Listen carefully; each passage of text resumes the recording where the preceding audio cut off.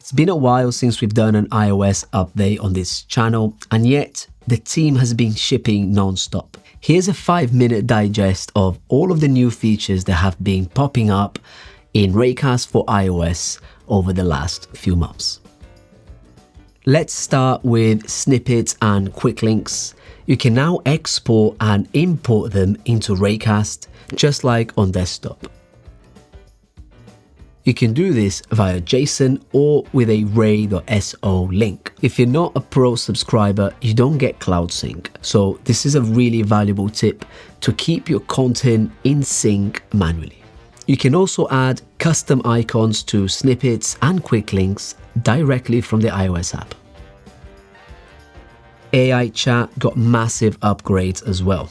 You can now run multiple chats at once. Just send your prompt and monitor it in the background with a live activity while you deal with another chat.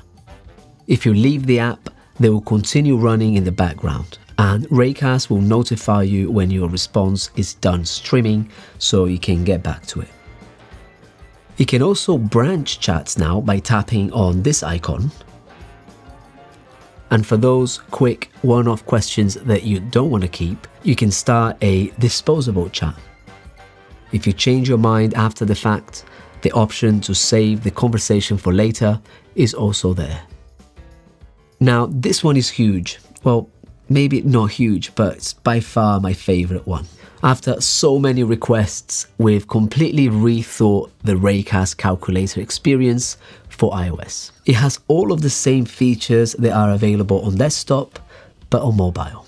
You can open Raycast and swipe down to type anything you want to calculate or convert. You can also toggle the calculator directly to use it with a dedicated custom keyboard. Another cool thing is that you can pin results to your favorites, so you can have countdowns or time zone or currency conversions at a glance every time you launch the clipboard history command. And last but not least, the Raycast keyboard. It now supports gift search. So if you haven't given it a chance yet for the dictation, AI commands, or quick access to your snippets and quick links, maybe check it out so you can search for your favorite GIF reactions in any app. And the more you use it, the quicker it becomes too, because recently used GIFs will show up in the Recents tab. You can now also change the order the tabs appear in, so you can keep your most used ones more handy. That's it for our digest. There's also been a bunch of performance improvements overall, especially in AI chat, so everything feels much snappier. And on top of that, our widget collection keeps growing.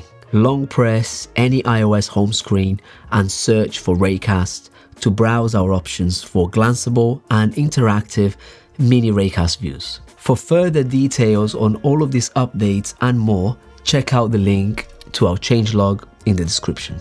As a reminder, Raycast for iOS is free for all Raycast users with an account. But the experience is even better for Raycast Pro subscribers, so you can sync everything with your computer and make the most of our ever-growing AI feature set.